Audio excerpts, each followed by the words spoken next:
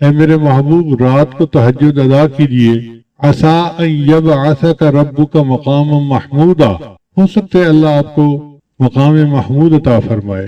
تو جیسے نبی علیہ السلام کو تہجد سے مقام محمود ملنے کی بشارت ملی، امتی کو تہجد کی پابندی سے اللہ کا قرب ملنے کی بشارت ہے۔ ایک بات ذہن میں رکھیے کہ تہجد کے وقت میں فرشتے ان بندوں کی فہرست بناتے ہیں جو اللہ سے محبت کرنے والے ہیں۔ اب اگر ایک دن تہجد مس ہو گئی تو لسٹ میں سے نام نکل گیا، پھر دوسرے دن مس ہو گئی تو پھر نام نکل گیا۔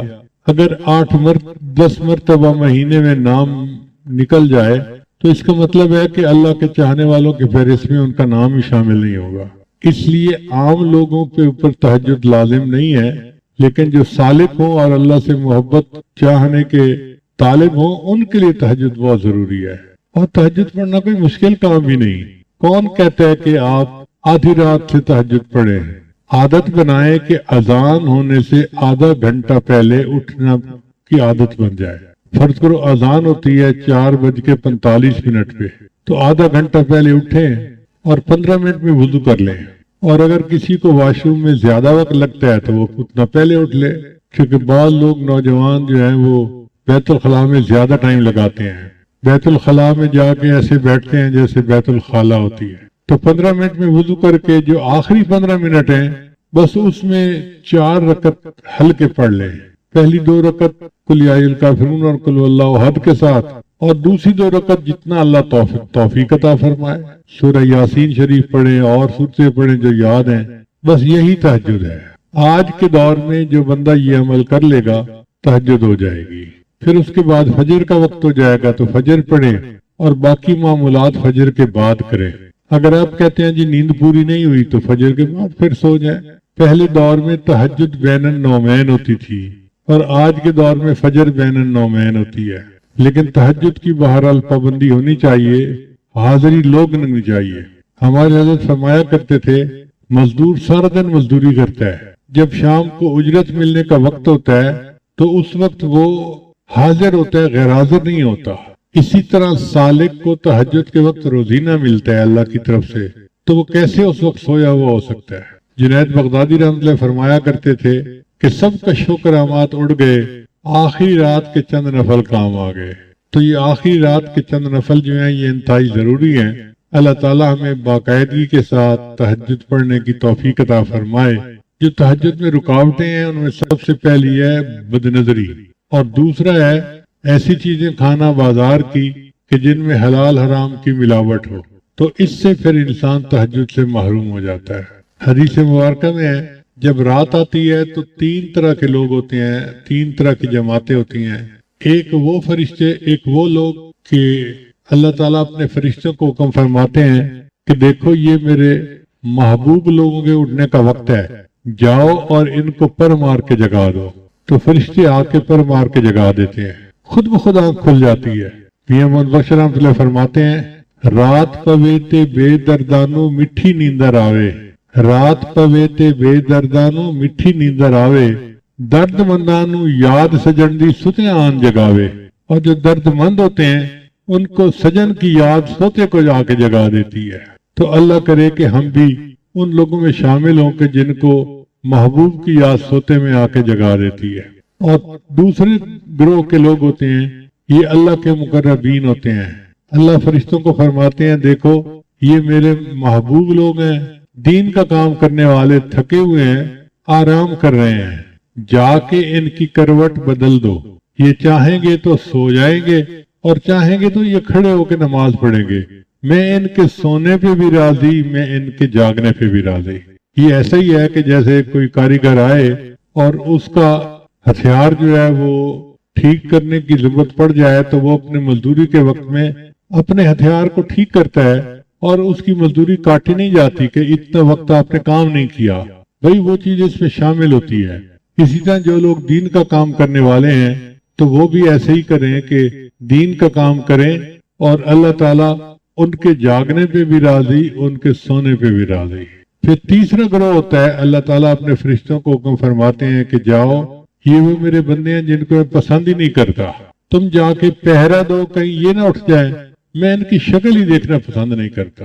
تو اس لیے اگر تہجد قضا ہوتی ہے تو آپ دل میں یہ سوچیں کہ اللہ تعالیٰ میری شکل دیکھنا ہی پسند نہیں کرتے، اور کوشش کریں کہ باقاعدگی کے ساتھ اہتمام کے ساتھ تہجد پڑھیں۔ وہ چند لمحے تو 24 گھنٹے کا نچوڑ ہوتا ہے۔ نماز کے حکم کے لیے اللہ نے اپنے محبوب صلی اللہ علیہ وسلم کو عرش پر بلایا اور وہاں پر نماز کا تحفہ عطا فرمایا۔ شروع میں 50 نمازیں فرض کی۔ نبی علیہ السلام جب واپس آنے لگے تو بہت خوش تھے کہ میرے پروردگار نے مجھے تحفہ دیا، میں اپنی امت کے پاس اللہ کا تحفہ لے کر جاؤں گا۔ راستے میں ایک آسمان کے اوپر حضرت موسیٰ علیہ السلام انتظار میں تھے۔ پوچھا، اے اللہ کے حبیب صلی اللہ علیہ وسلم، اللہ تعالیٰ نے آپ کو کوئی تحفہ دیا؟ فرمایا 50 نمازوں کا۔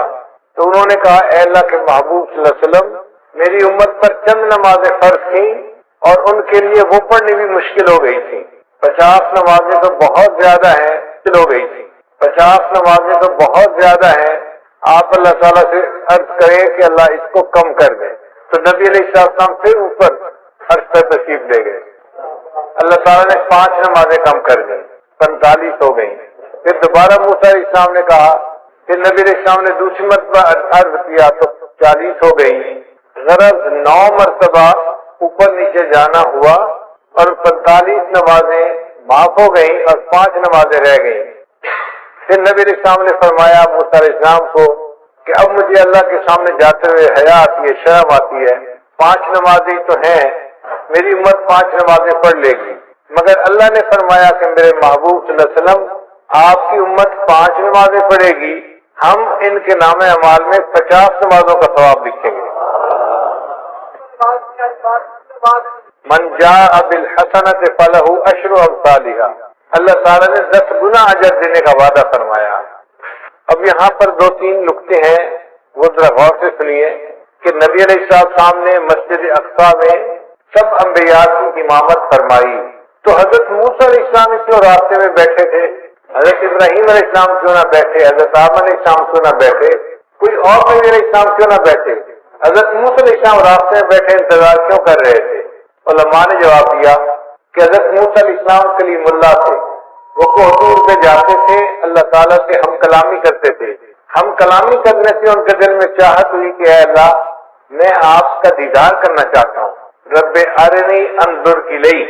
اب انہوں نے جب اللہ سے فریاد کی تو اللہ نے فرمایا، میرے پیارے موسیٰ علیہ السلام، دنیا میں تم زیارت نہیں کر سکتے، انک لن ترانی، نہیں دیکھ سکتے۔ بلکہ اللہ تعالیٰ نے کوہ پر تجلی ڈالی تو موسیٰ علیہ السلام بے ہوش ہو کر گر گئے، اور وہ تجلی بھی 70,000 فردوں میں سے تھی۔ تو موسیٰ علیہ السلام نے سوچا کہ میں تو اللہ تعالیٰ کا دیدار نہیں کر سکا، اب اللہ تعالیٰ نے معراج پر اپنے محبوب صلی اللہ علیہ وسلم کو بلایا ہے تو محبوب اللہ کا دیدار کر کے آئیں گے، میں راستے میں بیٹھتا ہوں تاکہ میں سب سے پہلے ان کا دیدار کروں جو اللہ کا دیدار کر کے آ رہے ہیں۔ دوسرا نقطہ کہ اللہ تعالیٰ چاہتے تو 50 کو پہلی دفعہ ہی 45 کر دیتے، چلو 5 رہ گئی، 45 معاف۔ یہ 5 کر کے 9 دفعہ چکر لگانا، یہ کیا مسئلہ ہوا؟ علماء نے جواب دیا کہ اللہ تعالیٰ اگر چاہتے تو ایسا کر سکتے تھے، مگر اللہ تعالیٰ نے 5 نمازوں کو معاف اس لیے کیا کہ کل کو کہنے والے اعتراض نہ کرے کہ اللہ کے حبیب صلی اللہ علیہ وسلم کو معراج حاصل ہوا تھا، بس 1 دفعہ چلے گئے تھے۔ اللہ نے فرمایا نہیں، 1 دفعہ وہ عرش پر نہیں آئے، میرے محبوب جتنی مرتبہ چاہیں گے اتنی مرتبہ عرش کے اوپر آئیں گے۔ تو 9 مرتبہ نبی علیہ السلام عرش پر گئے اور اللہ نے 45 نمازوں کو معاف کر دیا اور باقی 5 نمازیں رہ گئے۔ اب ایک تیسرا نقطہ بڑا مزے کا ہے کہ حضرت موسیٰ علیہ السلام نے کہا کہ اللہ کے حبیب صلی اللہ علیہ وسلم 50 نمازیں بہت زیادہ ہیں، آپ کم ہونے کی درخواست کریں۔ تو کیا حضرت موسیٰ علیہ السلام نبی علیہ السلام سے زیادہ ذہین تھے؟ خود نبی علیہ السلام کو خیال نہ آیا کہ کم کروا لینی چاہیے؟ تو علماء نے اس کا جواب دیا ہے، وجہ یہ تھی کہ نبی علیہ السلام اللہ کی تجلی سے حاصل کر چکے تھے، اللہ کا دیدار کر چکے تھے۔ اس دیدار کرنے کی وجہ سے نبی علیہ السلام پر اللہ کے عشق کے ایک غلبے کی کیفیت تھی۔ اس حال میں اللہ اگر 500 نمازوں کا حکم بھی فرما دیتے تو نبی علیہ السلام اس کو بھی قبول فرما دیتے۔ جب محبوب کا جلوہ ہوتا ہے پھر بندے کو پتہ نہیں چلتا، اور اس کی دلیل یہ ہے کہ یوسف علیہ السلام کا جلوہ ہوا تھا اور مصر کی عورتوں نے اپنے ہاتھوں کی انگلیاں کاٹ دی تھی، ان کو پتہ ہی نہیں چلا تھا کیا کاٹ رہی ہیں۔ تو اگر عورتیں اپنے ہاتھوں کی انگلیاں کاٹ سکتی تھیں تو نبی علیہ السلام کو جب اللہ کا دیدار نصیب ہوا تو محبوب کا ذہن اس طرف گیا ہی نہیں کہ یہ زیادہ ہے۔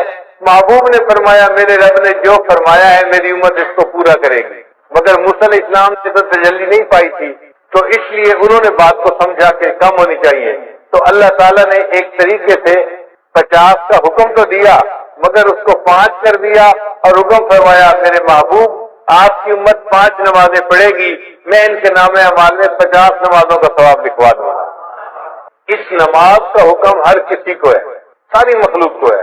اللہ کی شان دیکھیے، درخت جو ہیں وہ قیام کی حالت میں ہیں، جو چوپائے ہیں وہ رکوع کی حالت میں ہیں، جو کیڑے مکوڑے ہیں وہ سجدے کی حالت میں ہیں، اور جو پہاڑ ہیں وہ قعدے کی حالت میں، تحیات کی حالت میں ہیں۔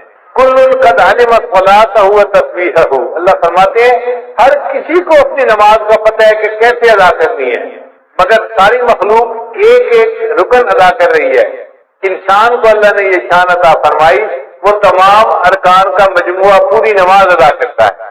حدیث پاک میں آتا ہے عرش پہ فرشتے ہیں وہ بھی نماز ادا کرتے ہیں، جو قیام میں ہے وہ ساری زندگی قیام میں رہے گا، رکوع نہیں کر سکے گا، جو رکوع میں ہے ساری زندگی رکوع میں رہے گا، سجدے میں نہیں جائے گا، جو سجدے میں ہے ساری زندگی سجدے میں رہے گا، اتحیات میں نہیں جائے گا، جو اتحیات میں ہے ساری زندگی اتحیات میں۔ تو فرشتے ایک ایک رکن پر عمل کرتے ہیں، اور اللہ نے انسان کو یہ شان عطا فرمائی، ان تمام ارکان کا مجموعہ پوری نماز تکبیر اولیٰ سے لے کے سلام پھیرنے تک انسان کو عطا فرمایا۔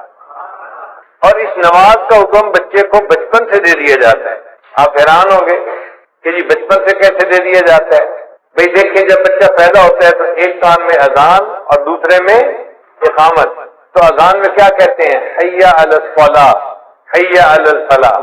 تو نماز کے لیے بلایا نا بچے کو، تو اذان دینے کے کئی فوائد ہیں۔ ایک تو اللہ کا نام اس کے دماغ میں پہنچایا، بچے کے دماغ میں، دوسرا اس کو نماز کا حکم بھی فرمایا، اور تیسرا اس کو یہ بھی بتا دیا کہ اے بچے تیری زندگی کی اذان بھی ہو چکی، اقامت بھی ہو چکی، اب جب نماز پڑھنے میں تھوڑا سا وقت باقی ہوتا ہے، اتنا تیری زندگی ہے، اس زندگی کو تو گزارے گا تو تیری نماز جنازہ کھڑی ہو جائے گی۔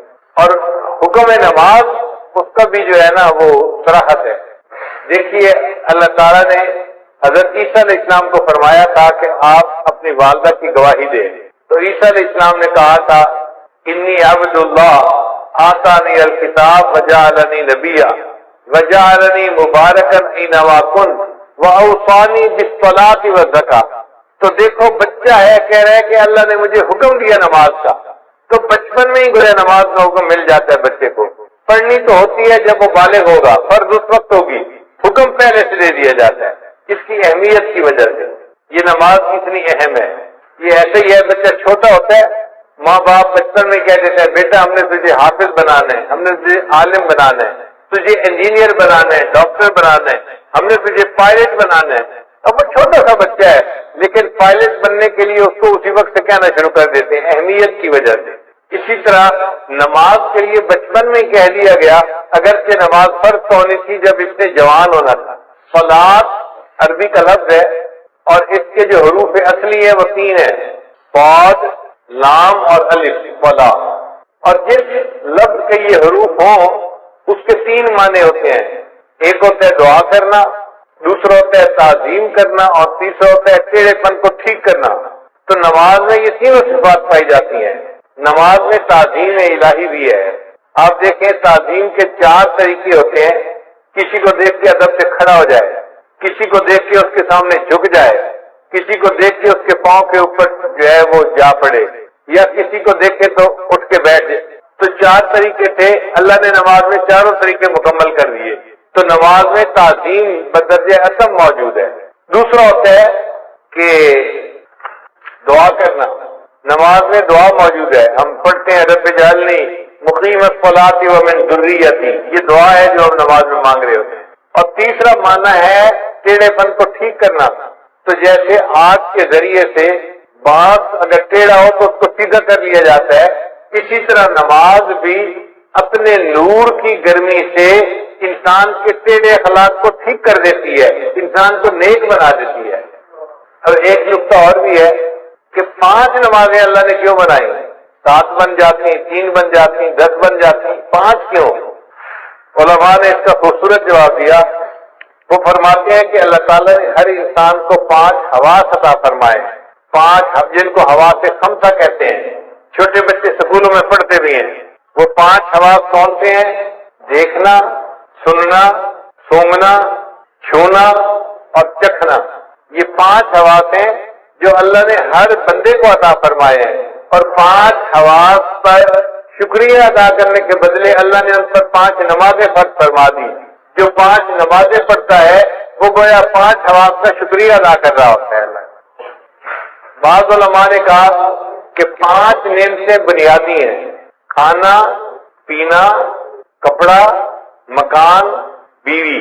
اب یہ ہر بندے کو ان کی ضرورت ہوتی ہے، تو اللہ نے 5 نمازیں اس لیے فرض ادا فرمائی کہ میرے بندے 5 نمازیں پڑھنے سے تم 5 نعمتوں کا شکر ادا کرنے والے بن جاؤ. بعض علماء نے لکھا کہ 5 مصیبتیں ہیں جن میں سے ہر بندے نے گزرنا ہے. ایک ہے موت، دوسری ہے قبر، تیسرا ہے حشر، چوتھا ہے پل صراط، اور 5واں ہے میزان. یہ 5 ایسی مصیبتیں ہیں کہ جن میں سے ہر بندے کو گزرنا ہی ہے، چاہے نیک ہو یا بد ہو. اللہ نے 5 نمازیں فرض فرمائی. جو میرا بندہ 5 نمازیں پڑھے گا میں ان کو ان 5 مصیبتوں میں سے آسانی کے ساتھ گزار دوں گا. اب سوال پیدا ہوتا ہے کہ اللہ تعالیٰ نے فجر کے وقت نماز کو فرض فرمائی، تو علماء نے جواب دیا کہ حضرت آدم علیہ السلام کو اللہ نے رات کے وقت اتارا تھا زمین پر، تو وہ بڑا اللہ کے سامنے روئے، دعائیں مانگی. جب صبح کی روشنی ہوئی تو انہوں نے شکرانے کی نماز پڑھی. تو حضرت آدم علیہ السلام کے شکرانے کی نماز کی وجہ سے اللہ نے امت کو فجر کی نماز عطا فرمائی کہ تم بھی اپنے والد اکبر کی طرح سے اپنے اعمال کا شکریہ ادا کرنے والے بن جاؤ گے. پھر دوسرا، جنت میں جو اللہ تعالیٰ کا دیدار ہوگا وہ صبح کا وقت ہوگا، جیسے طلوع ہونے سے پہلے کا وقت ہوتا ہے نا، اس طرح کا وقت ہوگا. تو اللہ تعالیٰ نے فرمایا میرے بندو تم دنیا میں فجر کی نماز پڑھو گے تو اس کے بدلے تمہیں میں جنت میں اپنا دیدار عطا فرما دوں. پھر حضرت یوسف علیہ السلام نے بھی شکرانے کے نوافل پڑھے تھے. بھائیوں نے جب ان کو کنویں میں ڈال دیا تھا تو کنواں تھا اور یوسف علیہ السلام بچے تھے. اب کنویں کی تنہائی بھی تھی، اوپر سے رات کا اندھیرا بھی آ گیا، تو یوسف علیہ السلام بڑے غمزدہ تھے. ایک تو بھائیوں نے زیادتی کی اور دوسرا تنہائی تھی اور اندھیرا تھا، اور وہ سمجھ رہے تھے کہ شاید اب مجھے باقی زندگی اندھیرے میں ہی گزارنی پڑے گی. جب تہجد کا وقت ہوا تو یوسف علیہ السلام بڑے پریشان تھے. حدیث پاک میں آتا ہے انہوں نے اس وقت دعا مانگی، اے اللہ میری پریشانی کو بھی دور کر دے اور جو بھی پریشان بندہ ہے دنیا میں اس کی بھی پریشانی کو دور کر دے. اللہ تعالیٰ نے یوسف علیہ السلام کی دعا کو ایسے قبول کیا کہ وہ رات کا ایسا وقت ہوتا ہے ہر پریشان بندے کی پریشانی ختم ہو جاتی ہے. آپ دیکھیں کوئی بندہ فوت ہو گیا، گھر کے سارے لوگ پریشان ہیں، سارا دن روئیں گے، رات بھر روتے رہیں گے. آپ دیکھیں گے تہجد کے وقت ان کو بھی نیند آ جائے گی، وہ بھی پرسکون ہو جائیں گے. کسی بندے کی بیماری ہو تو آپ دیکھیں کہ تہجد کے وقت اسپتال میں مریضوں کی حالت پرسکون ہو جاتی ہے. تو ہر بندے کی پریشانی تہجد کے وقت میں اللہ کم کر دیتے ہیں. یہ یوسف علیہ السلام کی دعا قبول ہوئی، اللہ نے ہر پریشان کی پریشانی کو دور فرما دیا. پھر جب صبح کی روشنی ہونے لگی، طلوع ہونے کا وقت ہوا، تو یوسف علیہ السلام نے شکرانے کے نفل پڑے تھے کہ چلو اندھیرے سے تو جان چھٹی، مجھے پتہ تو چلا نا کہ یہ روشنی کا وقت آ گیا ہے. اب ان کے اس شکریہ کے نماز پڑھنے کو اللہ تعالیٰ نے امت مسلمہ کے لیے بھی پسند فرمایا کہ تم بھی یوسف علیہ السلام کی طرح اس وقت اگر فجر کی نماز پڑھو گے تم بھی اللہ کی نعمتوں کا شکر ادا کرنے والے بن جاؤ. پھر ظہر کی نماز اللہ نے کیوں فرض فرمائی؟ اس لیے کہ ظہر کے بعد سورج ڈھلتا ہے تو مومن کو اللہ نے سبق دیا. دیکھو چڑھتے سورج کی ہر کوئی پرستش کرتا ہے، لیکن جب سورج ڈھلنے لگ جائے تم اپنے رب کی عبادت کرو. ہم چڑھنے اور اترنے والوں کی پرورش نہیں کرتے، ہم اپنے رب کی پرورش کرتے ہیں. ہم سورج اور چاند کی پرورش کرنے والے نہیں، ہم اپنے پروردگار کی عبادت کرنے والے بندے ہیں. پھر یہ کہ وہ گرمی کا وقت ہوتا ہے تو اللہ تعالیٰ نے فرمایا میرے بندو تم میں سے جو کوئی ظہر کی نماز پڑھے گا گرمی کے وقت میں میں اس کے بدلے اس کے لیے قیامت کے دن کی گرمی کا جو ہے نا برداشت کرنا آسان کر دوں گا، اس کو میں عرش کا سایہ عطا فرما دوں گا۔ پھر عصر کا وقت وہ وقت ہے کہ جب آدم علیہ السلام نے جنت میں گندم کا دانہ کھایا تھا، تو چونکہ ایک بھول ہو گئی تھی تو اللہ تعالیٰ نے اس وقت نماز کو فرض فرما دیا کہ بندو تم بھی نماز پڑھو، تمہارے جد امجد سے بھول ہو گئی تھی، میں نے اس کو معاف کر دیا تھا، اب تم عصر کی نماز پڑھو گے، تم سے زندگی میں جو بھی بھول چوک ہوگی میں اس کو بھی معاف فرما دوں گا۔ پھر عصر کے وقت حضرت یونس علیہ السلام کو مچھلی نے اپنے پیٹ سے باہر نکالا تھا، تو اللہ تعالیٰ نے فرمایا کہ میرے بندو تم بھی حالات کی مچھلی کے پیٹ میں پھنس سکتے ہو۔ مثال کے طور پہ کوئی قرضے کے اندر پھنسا ہوا ہے، ادا نہیں ہو رہا، کسی کا کاروبار بند ہے، چلتا نہیں، کوئی بیماری کی مصیبت میں پھنسا ہوا ہے، بیماری دور نہیں ہوتی، کوئی بچی گھر بیٹھی ہے، رشتہ نہیں آتا، وہ حالات کی مچھلی کے پیٹ میں پھنسی ہوئی ہے۔ اب اس مچھلی کے پیٹ سے کیسے نکلے؟ عصر کی نماز پڑھو گے، اللہ تعالیٰ تمہیں ان مصیبتوں کی مچھلی کے پیٹ سے نکال دیں گے، مسئلوں کو حل کر دیں گے۔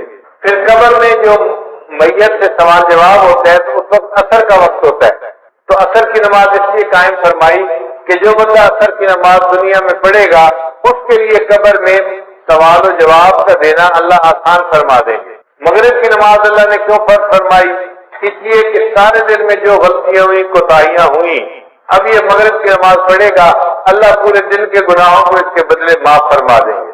حضرت آدم علیہ السلام کی توبہ اللہ نے مغرب کے وقت قبول فرمائی تھی، تو امت محمدیہ کو مغرب کی نماز دی گئی کہ تم اگر مغرب کی نماز پڑھو گے اس کے بدلے ہم تمہاری زندگی کے سب گناہوں کو معاف کر دیں گے، تمہاری توبہ کو بھی قبول فرما دیں گے۔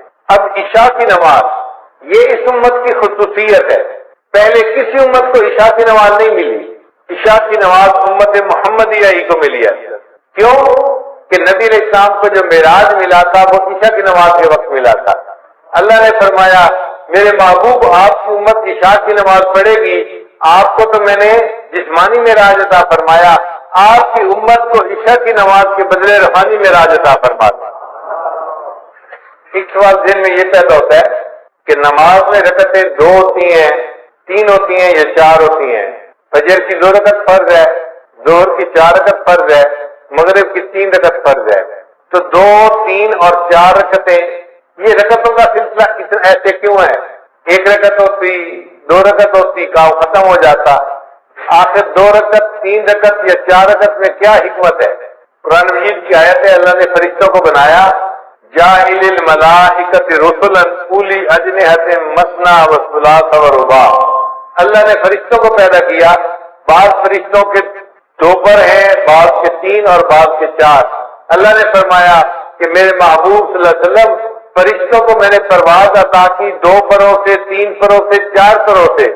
اب آپ کی امت نماز پڑھے گی، رکعتیں 2 ہوں گی، 3 ہوں گی، 4 ہوں گی، جیسے فرشتوں کو روحانی ترقی میں نے عطا فرمائی، آپ کی امت کو ان فرائض کی رکعتیں پڑھنے پر میں روحانی ترقی عطا فرما دوں گا۔ پھر کل رکعتیں جو انسان کے اوپر لازم ہیں وہ 17 ہیں، 2 فجر کی، 4 ظہر کی، 4 عصر کی، 3 مغرب کی اور عشاء کی 4 رکعت فرض اور 3 رکعت وتر، یہ 17 رکعتیں بنتی ہیں۔ تو 17 رکعتیں کیوں دی گئی؟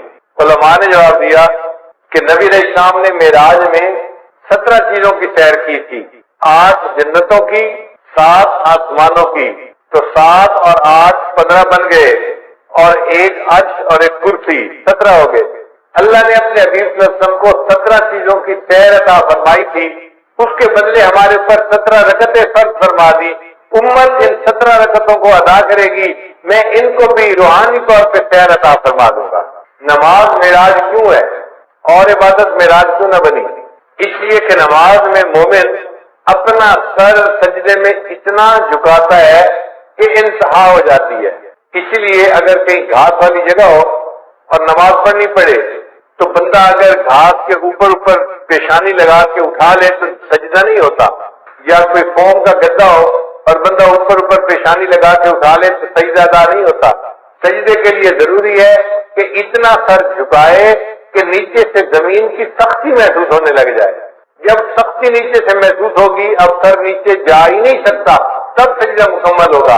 اللہ نے فرمایا میرے بندے تو نے سجدہ کرنے میں اپنے سر کو جھکانے کی انتہا کر دی، اس حالت میں میرے بندے میں نے تجھے اٹھانے کی انتہا کر دی، میں نے تجھے معراج عطا فرما دیا۔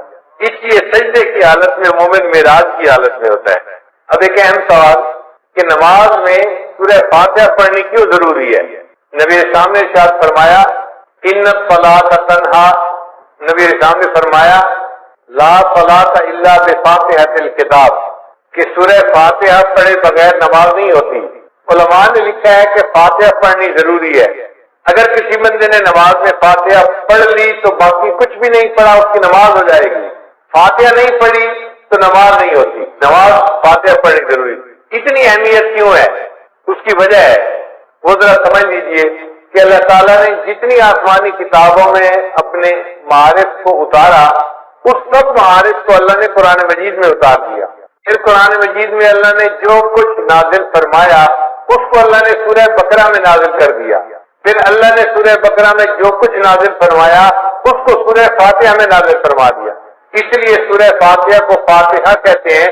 یہ اوپننگ چیپٹر ہے قرآن مجید کا، اس کو باب القرآن کہتے ہیں۔ یہ قرآن پاک کا دروازہ ہے، یعنی پورے قرآن میں جو مضامین تھے وہ سارے کے سارے سورہ بقرہ میں آ گئے، سورہ فاتحہ میں آ گئے۔ ذرا اس پر غور کر لیجئے کہ سورہ فاتحہ میں کیسے آ گئے۔ سورہ فاتحہ میں الحمدللہ یہ دو الفاظ ہیں جو اللہ کی تعریف کرتے ہیں۔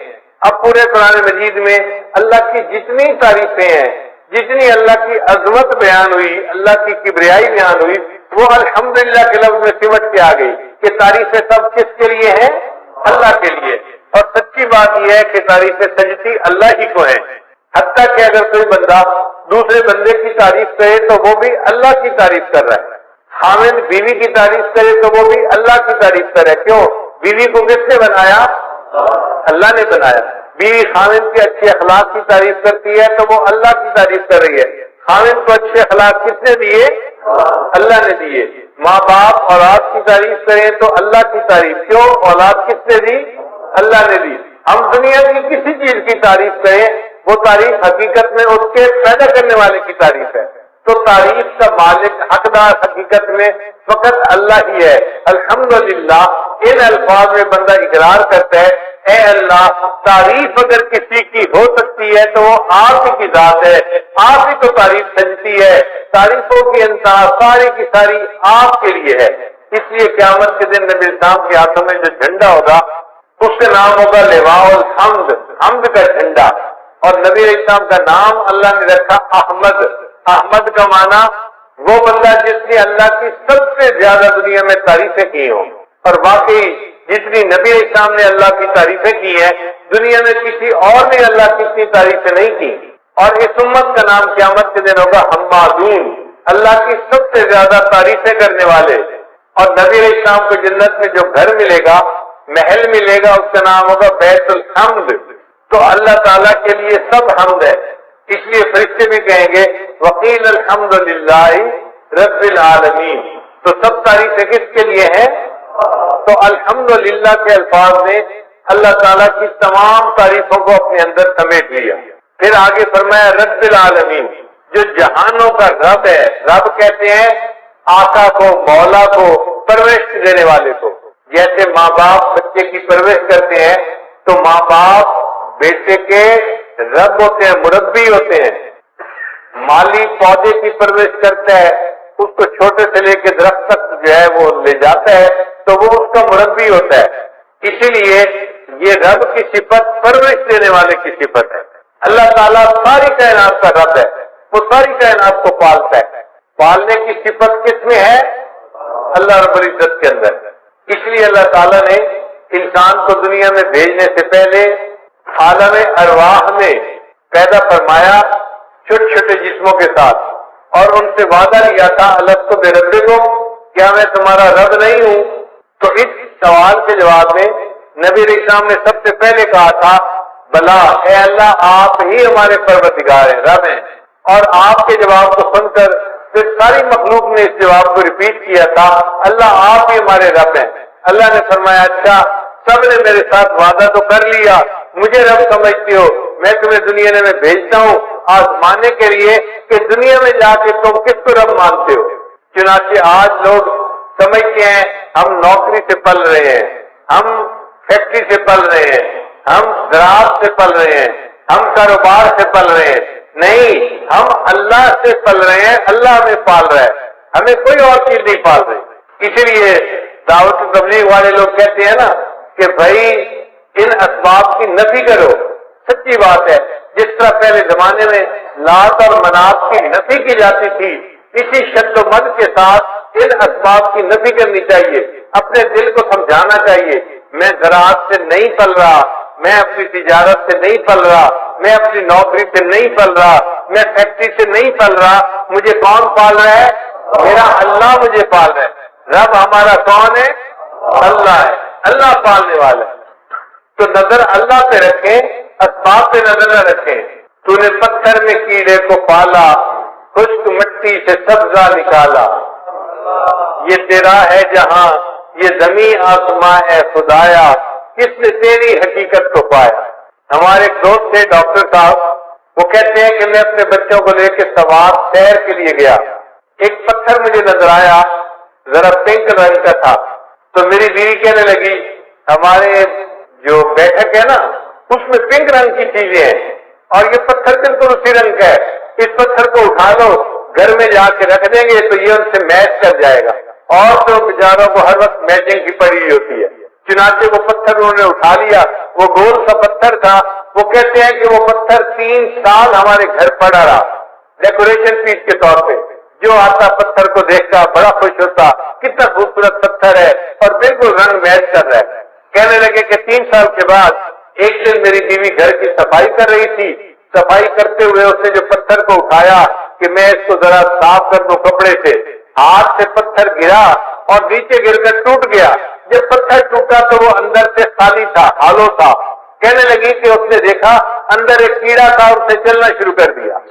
3 سال وہ پتھر ہمارے گھر میں رہا اور اللہ نے اس بند پتھر کے اندر اس کیڑے کو پال کے دکھا دیا۔ تو جو پروردگار مخلوق کو رزق دیتا ہے، پالتا ہے، اس پروردگار ہی کے لیے تعریفیں ہیں۔ تو رب العالمین کے لیے لفظ سے گویا ہم نے اتنی بڑی بات کو تسلیم کر لیا کہ ہمارا رب کون ہے، اور وہ ایک بندے کا رب نہیں ہے یا انسانوں کا رب نہیں ہے، وہ جہانوں کا رب ہے، جو مخلوق ہے جہاں بھی ہے سب کا رب وہی ہے۔ اسی لیے قرآن مجید کو الحمدللہ رب العالمین سے شروع کیا اور آخر پہ جا کے ختم کیا قل اعوذ برب الناس ملک الناس، تو رب کے لفظ پہ جا کے قرآن مجید کو ختم بھی کیا۔ اور انسان جب دنیا سے جائے گا قبر میں تو فرشتے آ کے جو پہلا سوال پوچھیں گے وہ سوال ہوگا من ربک، تیرا رب کون ہے؟ تو دنیا میں کیا ایمان بنا کے آیا، کیا سیکھ کے آیا، بتا تیرا رب کون ہے؟ جو اللہ پہ توکل کرتا ہوگا وہ کہے گا ربی اللہ، میرا رب اللہ ہے۔ اور جس نے دنیا میں محنت کی ہوگی وہ کہے گا ہے ہاتھ لا ادری، مجھے نہیں پتا میرا رب کون ہے، پھر اس کی پٹائی ہوگی۔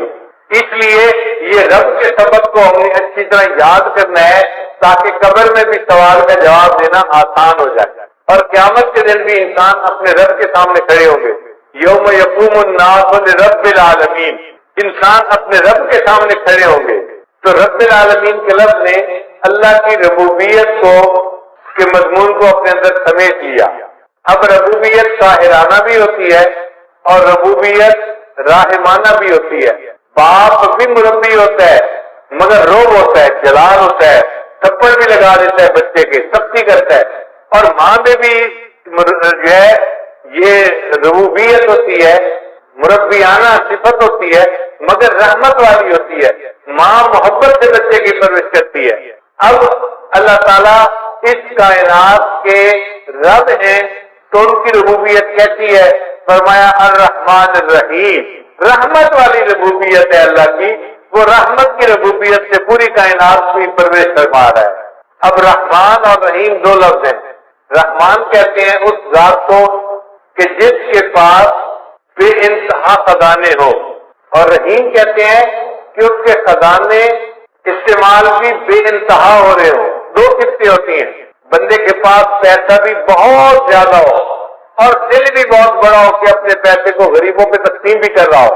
کئی مرتبہ بندہ سخی تو بڑا ہوتا ہے پیسے ایک دینا پیسے کا نہیں ہوتا، اس کی سخاوت کس کام کی؟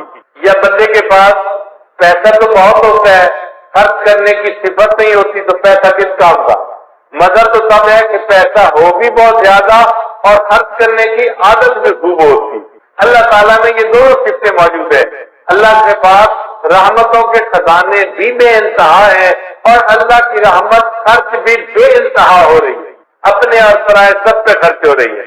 رحمان کہتے ہیں اس کو جو دنیا میں اپنے اور پرائے سب پر رحمت فرماتا ہے۔ دیکھیں دنیا میں کافروں کو جو رزق ملتا ہے کون دیتا ہے؟ کافروں کو اولاد کون دیتا ہے؟ صحت کون دیتا ہے؟ رزق کھانے کو کون دیتا ہے؟ اللہ دیتا ہے۔ وہ کتنا رحیم ہے، رحمان ہے کہ جو ایمان والوں کو بھی رحمت نواز رہا ہے اور کافروں کو بھی رحمت سے نواز رہا ہے۔ تو اپنے اور پرائے سب کو وہ ایمان والوں کو بھی دیتا ہے، وہ وفاداروں کو بھی دیتا ہے، وہ دنیا میں غداروں کو بھی دیتا ہے۔ وہ بڑا کریم آتا ہے اور قیامت کے دن اللہ تعالیٰ ایمان والوں کے ساتھ خاص رحمت فرمائیں گے۔ وَكَانَ بِالْمُؤْمِنِينَ رَحِيمًا۔ پھر رحمان کہتے ہیں کہ جس کی رحمت دنیا میں خاص ہو، اور رحیم کہتے ہیں کہ جس کی رحمت آخرت میں خاص ہو۔ تو رحمان اور رحیم کے دو لفظ لانے سے عجیب مضامین کو سمیٹ لیا گیا۔ اب پورے قرآن مجید میں رحمت کے جتنے مضامین ہیں وہ رحمان اور رحیم کے لفظ کے اندر سمٹ کے آ گئے۔ پھر اس کے بعد فرمایا مالک یوم الدین، اللہ تعالیٰ قیامت کے دن کا مالک ہے۔ ایک ہوتا ہے قیامت کے دن کا منصف ہونا، قاضی ہونا۔ بھائی دیکھیں جو قاضی ہوتا ہے نا وہ قانون کا پابند ہوتا ہے، وہ مسلم کی فیور نہیں کر سکتا۔ وہ کہتا ہے جی مجھے تو قانون کے مطابق فیصلہ کرنا تھا، میں تو مجبور تھا، میں فیور نہیں کر سکتا۔ اللہ تعالیٰ قیامت کے دن کے صرف منصف نہیں مالک بھی ہیں، اور مالک کو اختیار ہوتا ہے وہ جس کی چاہے فیور کرے اور جس کو چاہے معاف فرما دے۔ تو اللہ نے فرمایا میں قیامت کے دن کا مالک ہوں، میں جس کو چاہوں گا قیامت کے دن اس کو معاف فرما دوں گا، اس کی بخشش فرما دوں گا۔ تو مضمون جتنا قیامت کا پورے قرآن مجید میں آیا اس کو مالک یوم الدین کے الفاظ میں اپنے اندر سمیٹ لیا۔ پھر اس کے بعد فرمایا ایاک نعبد، اے اللہ ہم آپ ہی کی عبادت کرتے ہیں۔ عبادت کے لائق فقط اللہ ہی کی ذات ہے۔ عبادت کس کی کرنی چاہیے؟ اب مشرک کیا کرتے ہیں؟ وہ کہتے ہیں ہم اللہ کی بھی عبادت کرتے ہیں۔ بھئی یہ بھی کا نقطہ نہیں چاہیے، ہم اللہ ہی کی عبادت کرتے ہیں۔ اب کوئی بندہ کہے جی نقطے سے کیا بنتا ہے؟ بھئی نقطے سے بہت فرق پڑتا ہے۔ آپ بتاؤ اگر کوئی بیوی کسی خاوند کو کہے میں آپ کی بھی بیوی ہوں تو اس کو نقطہ قبول ہوگا؟ خاوند کہے گا نہیں تم کہو میں آپ ہی کی بیوی ہوں۔ بھئی اگر خاوند یہ نقطہ برداشت نہیں کرتا تو رب تو اللہ تعالیٰ تو بڑی عظمت والا ہے، وہ بھی شرک کا نقطہ برداشت نہیں کرتا، وہ بھی کہتا ہے عبادت کرنی ہے تو کس کی کرنی ہے؟ فقط اللہ ہی کی کرنی ہے۔ ایاک نعبد، آپ ہی کی اللہ عبادت کرتے ہیں اور آپ ہی سے مدد مانگتے ہیں۔ ہمارے حاجت روا بھی آپ ہیں، مشکل کشا بھی آپ ہیں۔ اللہ ہمارے جو ہے وہ کام کو سر انجام دینے والے آپ ہی ہیں، اللہ ہی کی طرف توجہ رکھنی ہے۔ تو مدد ہم کس سے مانگا کریں؟ اللہ سے مانگا کریں۔ مخلوق سے مدد مانگنے کی کوئی ضرورت نہیں، مخلوق مدد نہ مانگے، اللہ سے مدد مانگے جو حقیقت میں انسان کی ہر حال میں مدد کر سکتا ہے۔ مخلوق تو کبھی مدد کے لیے آ جائے گی اور کبھی کہے گی بھائی میں چاہتا ہوں کہ میں آپ کو قرض دے دوں، میرے حالات ساتھ نہیں دے رہے، میرا کاروبار ساتھ نہیں دے رہا، میری مجبوری ہے، میرے گھر والے ساتھ نہیں دے رہے۔ تو مخلوق تو مجبور ہوتی ہے، دوسرے کی مدد نہیں کر سکتی۔ ایسے مجبوروں سے مدد کیا مانگنا؟ مدد اس سے مانگو جس کو کوئی مجبوری نہیں، وہ جب چاہے جہاں چاہے جس کی چاہے ہر حال میں مدد کر سکتا ہے۔ اس کے بعد فرمایا اہدنا الصراط المستقیم، اللہ ہمیں سیدھے راستے کی رہنمائی فرما دیجیے۔ چنانچہ سب سے اہم چیز جو انسان کو مانگنی چاہیے وہ ہدایت ہے۔ اللہ سے یہ دعا مانگے اے اللہ مجھے سیدھے راستے کی رہنمائی فرما دیجیے۔ چنانچہ قرآن مجید میں ہدایت کے جتنے مضامین تھے وہ اہدنا الصراط المستقیم کے اندر سمٹ کے آ گئے۔ اب اللہ نے آگے بتا دیا کہ سیدھا راستہ کون سا ہے، تو یہ نہیں کہا کہ صراط القرآن والحدیث، قرآن اور حدیث کے راستے پہ چلنا وہ سیدھا راستہ ہے۔ اللہ نے فرمایا نہیں، صراط الذین انعمت علیہم، ان لوگوں کا راستہ جن پر اللہ تیرا انعام ہوا، وہ بندے جس راستے کے اوپر چلے ہم ان کے پیچھے چلیں گے، ان کی اقتدا کریں گے، ان کی پیروی کریں گے۔ تو نیک بندوں کی پیروی کرنے کو سیدھا راستہ بتایا گیا۔ اس لیے ہم جو اپنے بڑوں کی اقتدا کرتے ہیں، حقیقت میں ہم اللہ کے نیک بندوں کی پیروی کر رہے ہوتے ہیں۔ اللہ وہ نیک بندے کون سے ہیں؟ اللہ نے فرمایا 4 ہیں، ان کی عبادت، ان کی پیروی کرنا۔ کون سے؟ من النبیین والصدیقین والشہداء والصالحین، انبیاء، صدیقین، شہداء اور صالحین، ان 4 کی بات ماننا، ان کے راستے کے اوپر چلنا، تو سیدھے راستے پر چلنے والے بن جاؤ گے۔ تو 4 کی ماننا اور 4 کی مت ماننا۔ اللہ وہ 4 جن کی نہ مانے وہ کون سے ہیں؟ اللہ فرماتے ہیں غیر المغضوب علیہم ولا الضالین، وہ جن پر غضب ہوا اور جو راستے سے بھٹک گئے، وہ 4 لوگ ہیں، ان کی نہ ماننا۔ اللہ 4 کی تفصیل کر دیجئے۔ اللہ فرماتے ہیں وہ ہیں یہود اور نصارہ اور مشرکین اور ملحدین، یہ 4 لوگ ہیں، ان کے راستے پہ بالکل نہیں جانا تم نے۔ تو 4 کی ماننی ہے، 4 کی نہیں ماننی۔ جن کی ماننی ہے وہ انعام یافتہ لوگ ہیں، انبیاء، صدیقین، شہداء اور صالحین، اور جن کی نہیں ماننی وہ ہیں یہود، نصارہ، مشرکین اور ملحدین۔ اللہ تعالیٰ ہمیں ان 4 مغضوب علیہم لوگوں کے راستے پر قدم اٹھانے سے محفوظ فرمائے، اور ہمیشہ اپنے انعام یافتہ بندوں کے راستے پہ چلنے کی اللہ ہمیں توفیق عطا فرمائے۔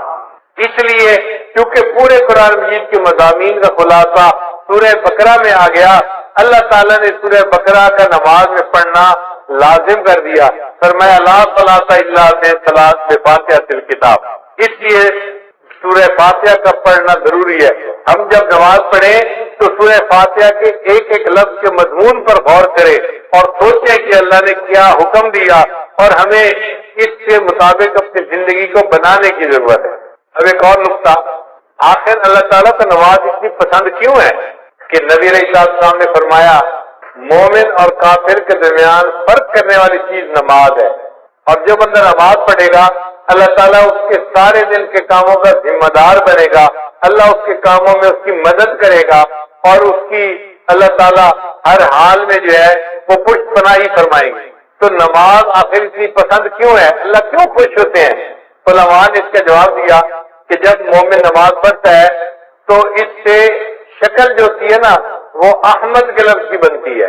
قیام میں ہماری حالت الف کی مانند ہوتی ہے، رکوع میں ہماری حالت ہا کی مانند ہوتی ہے، اور سجدے میں ہماری حالت میم کی مانند ہوتی ہے، اور اتحیات میں ہماری حالت دال کی مانند ہوتی ہے۔ اب سب ارکان کو جمع کرو تو کون سا لفظ بنا؟ احمد کا لفظ بنا، اور احمد اللہ کے محبوب کا نام ہے۔ اللہ فرماتے ہیں میرے بندے تو نماز میری پڑھ رہا ہے لیکن تیرا جسم میرے محبوب کے نام کی شکل بنا رہا ہے، تو مجھے میرے محبوب کی یاد دلا رہا ہے، اس حال میں مجھے تیرے اوپر بھی پیار آ رہا ہے، تجھ سے بھی مجھے محبت ہو گئی۔ پھر سجدہ جو ہے نا یہ نماز کے اندر سب سے اہم پوزیشن ہے کہ بندہ اپنی پیشانی اللہ کے سجدہ فنا کی مانند ہے اور سجدے سے اٹھنا بقا کی مانند ہے، اس لیے سجدے کی بڑی اہمیت ہے۔ اس کی مثال یوں سمجھیں کہ جیسے کوئی کسی کے قدموں پہ جا پڑے منت سماجت کرتے ہوئے، بندہ اپنے پروردگار کے قدموں پہ جا پڑتا ہے، اس کے سامنے سر کو زمین پہ رکھ دیتا ہے، اے اللہ مجھ سے جو غلطیاں کوتاہیاں ہوئی تو مجھے معاف کر دے، میں نے تیرے سامنے اپنے سر کو جھکا دیا۔ اور یہ دنیا میں سجدہ کرنے کی سعادت جس کو نصیب ہوگی آخرت میں بھی وہی سجدہ کر سکے گا۔ قرآن مجید میں ہے اللہ تعالیٰ قیامت کے دن بندے کو کھڑا فرمائیں گے اور پھر ان کے سامنے ساق کی تجلی فرمائیں گے، یوم یکشف عن ساق، اور جب تجلی فرمائیں گے تو جو نمازی ہوں گے وہ سارے سجدے میں جا پڑیں گے، اور جو نماز نہیں پڑھتے ہوں گے ان کی کمر جو ہوگی نا وہ بالکل سیدھی ہو جائے گی، سخت ہو جائے گی، اور وہ سجدہ کر ہی نہیں سکیں گے، وہ سجدے سے محروم ہو جائیں گے۔ ہم دنیا میں غیب کے سجدے کرتے پھر رہے ہیں، دنیا میں غیب کا سجدہ ہے، معبود سامنے تو نہیں ہے، مگر ایک وقت آنے والا ہے کہ ہمیں ایسا بھی سجدہ اللہ عطا فرمائیں گے کہ جب اللہ کا دیدار ہو رہا ہوگا، اس کی ساتھ کا دیدار ہوگا، اور اس وقت ہم شہود کا سجدہ کریں گے۔ وہ خوش نصیب لوگ ہوں گے جو شہود کا سجدہ کریں گے اور اللہ سے اس کی نعمتوں کو پانے والے بن جائیں گے۔ اس لیے قرآن مجید میں ہے کہ جو لوگ جہنم میں جائیں گے ان سے فرشتے پوچھیں گے اور تمہیں جہنم سے بچانے والا کوئی نہیں تھا، تم کیا کرتے تھے جو جہنم میں آ گئے؟ تو وہ کہیں گے لم نکو من المصلین، ہم نمازی نہیں تھے، ہم بے نمازی تھے، اس لیے ہمیں جہنم میں بھیجا گیا۔ تو جہنم میں جانے کی جو بڑی وجہ ہوگی وہ بے نمازی ہونا ہے۔ اس لیے ہمیں نماز کی پابندی کرنی چاہیے اور نماز کو بہت اہتمام کے ساتھ پڑھنا چاہیے۔ عورتیں نماز میں سستی کرتی ہیں، گھر کے کاموں کی وجہ سے نمازیں قضا کر بیٹھتی ہیں، یہ بہت بڑی کوتاہی ہے، اس سے بچنے کی ضرورت ہے۔